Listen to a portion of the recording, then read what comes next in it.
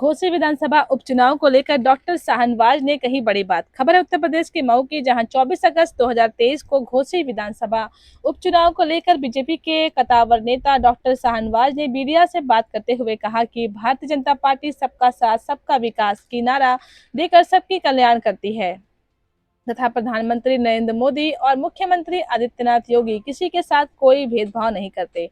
इसलिए घोसी के मुसलमान सभी चुनाव चिन्ह गुलाब के फूल पर ही छोड़ देंगे और बीजेपी के प्रत्याशी दारा सिंह को पूर्ण बहुमत से मंत्री बनाकर ही भेजेंगे। देखिए मऊ से डिस्ट्रिक्ट इंचार्ज दीवानचंद गौतम की रिपोर्ट। तो बिहारी उत्तर प्रदेश के नाम पे भगाए जाते थे, लेकिन भारतीय जनता पार्टी जब से शिवसेना में आई तब से ये सारे मुद्दे खत्म हो गए। आज उन्हीं शिवसेना को बीजेपी अपने कांग्रेस अपने साथ लिए हुए, सब चलता रहता है इसी। हम लोग घोसी विधानसभा के हर गांव में घूम रहे हैं। कुछ लोग ये भी कहते हैं कि इस बार हम चाहते हैं कि हमारा बेटा हमारा घोसी विधानसभा का प्रत्याशी जीते, और दारा सिंह तो हमेशा आते हैं और चले जाते हैं। नहीं, ठीक कर रहे हैं भाई। कुछ कुछ जगहों पर इसे कभी कभी बातें आ जाती हैं, लेकिन धीरे धीरे वो खाई भर जाती है और लोग विकास के तरफ अग्रसर हैं। वो विकास भारतीय जनता पार्टी से होने वाला है। सभी लोग जान रहे हैं कि इनको देकर क्या करेंगे, ये विपक्ष पैदा करके क्या करेंगे और ये गड्ढा खोदेंगे, जो भी विकास की कड़ी है रुक जाएगी। इसलिए सब चीज़ों को भूल कर जो है, और फिर मैं एक बात ये भी कह दूं कि जो लोग कहते हैं चलिए इधर चले गए उधर चले गए, लेकिन जो प्रत्याशी सामने लड़ रहा है वो क्या है? वो तो दल बदलना अलग बात है। दल बदलना जमीर की आवाज पे। हमें आप पसंद आए तो आपके साथ, नहीं पसंद आए रास्ता बदल दिए। ईमान धर्म पार्टी नहीं होती, लेकिन गद्दारी करना बहुत गुनाहगार। जो आदमी आज तक जिंदगी भर समाजवादी पार्टी के साथ गद्दारी करता रहा हो और समाजवादी पार्टी उसको अपने साथ गले लगाए रखी हो, तो जाहिर सी बात है दूसरा आदमी जो है कि नहीं सोचेगा। उनसे पूछे कभी कभी इत्तेफाक से, जब अगर आप ही के माध्यम से मैं कहता हूँ कि ऐसे टाइप के लोग जो हैं, चंद लोग जो कहते हैं कि मतलब आए और गए, पूछे कि ये जनाब क्या कर रहे थे समाजवादी पार्टी के जो मसीहा हैं, आज तक कभी समाजवादी पार्टी को जिताए हो तो बताइए।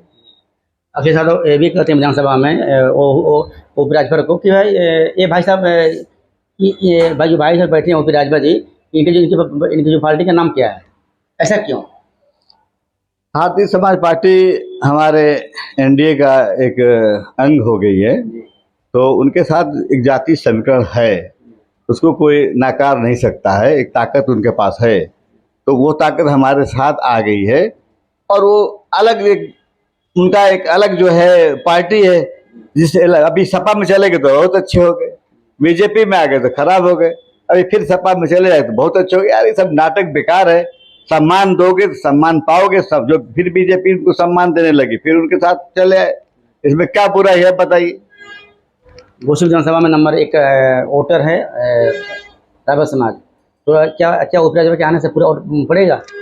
इससे पहले जब विजय राजभर लड़े थे उपचुनाव, तो 1600-1700 वोट से जीते थे। पूरी मशीनरी लगी थी, जातीय समीकरण में का मामला था। लेकिन उस वक्त में ओपी राजभर का भी प्रत्याशी लड़ा था जो 11,000 वोट पाया था। ओम प्रकाश राजभर का भी प्रत्याशी जब पैदल लड़ता है तो ढुलमुल वोट जो है इधर से उधर होते हैं। 10,000 20,000 वोट ऐसे होते हैं जो इंतजार करते हैं कि किधर किधर क्या होता है। तो हारते हुए उम्मीदवार को 11,000 वोट मिला, तो आज जो सरकार में है उनके समाज के 20,000 वोट बढ़ा देंगे। नमस्कार, मैं दीवानचंद गौतम फाटू से ब्यूरो चीफ। और आपको बता दूं कि उत्तर प्रदेश का मऊ जनपद है और ये घोसी विधानसभा है, जो सपा से विधायक थे दारा सिंह चौहान, जिन्होंने सपा छोड़ करके बीजेपी में आए हैं और बीजेपी के उम्मीदवार भी हो चुके हैं। उसी कड़ी में 5 तारीख को पड़ने वाला है विधानसभा उपचुनाव का। उसी कड़ी में आगे मैं बात करूँगा। घोसी का मानजनाब चेहरा डॉक्टर शाहनवाज जी हैं, और उनसे बात करूँगा मैं कि घोसी का माहौल क्या है और बीजेपी ने मुसलमानों को क्या दिया है और किस बेस पर वोट करेंगे मुसलमान घोसी के या घोसी विधानसभा क्षेत्र के। आइए मैं बात करता हूँ। सर बहुत आपका स्वागत है चैनल में।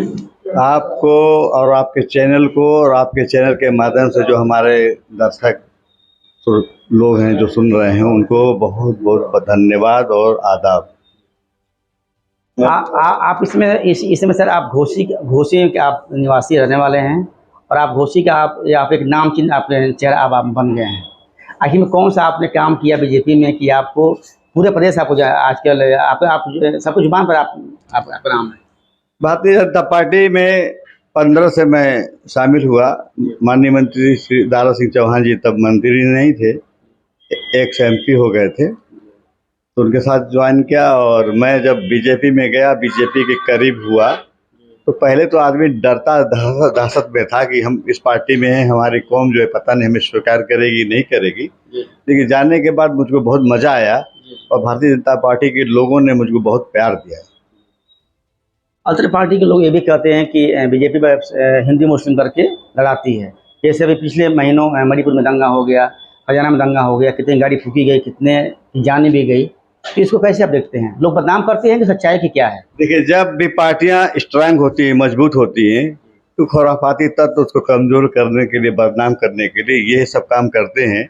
इतिहास देख ली, साक्षी है। पहले कांग्रेस पार्टी की सरकार थी, कोई साल बचता नहीं था जिस साल दंगा नहीं होता था।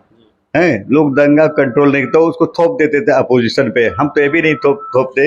हम तो जानते हैं कि असामाजिक तत्व जो है हर दौर में रहे हैं, गुंडे बदमाश मवाली, उनका कोई जात बिरादरी नहीं होता है। उनका मकसद होता है इसी बहाने दंगा हो और हम अपना रोजी रोटी पैसा कमा लें, लोगों को लूट खसूट करके भर लें। उनका ये मकसद होता है, बाकी कोई मकसद नहीं होता है।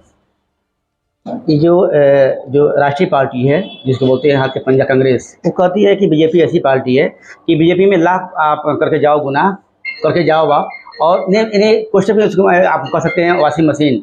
बीजेपी एक वॉशिंग मशीन है, इधर से घुसो उधर निकल जाओ, आपका सब पूरा पाप आपका मिट जाएगा। ठीक कह रहे हैं भाई। महाराष्ट्र में देखिए, महाराष्ट्र में शिवसेना ऐसी पार्टी थी जिसमें सिर्फ मराठी ही उनको बोलते हैं कि हमको पसंद है। उस दौर में मैं देखा, कांग्रेस का दौर था। उत्तर प्रदेश और बिहार के लोग, बिहारी जब जाते थे तो किसी को ये नहीं पूछते थे तुम जो हो हिंदू हो कि मुसलमान। इसको लोग नहीं समझते। आखिरी सवाल, यदि दारा सिंह विधायक होकर के मंत्री बनते हैं तो क्या घोसी का विकास होगा? बहुत लोग ये भी कहते हैं कि वो तो बस विधायक होते हैं, MP होते हैं, फिर भाई आपके माध्यम से मैं कह रहा हूँ कि जो मैं कह रहा हूँ उससे मत विश्वास कीजिए। आप खुद पूछिए उन लोगों से कि पहली बार अपोजिशन में रहते हुए मेंबर ऑफ पार्लियामेंट, कांग्रेस की सरकार थी और टर्मिनल बनाने का काम, मऊ में टर्मिनल बहुत बड़ा काम है, छोटा काम नहीं है।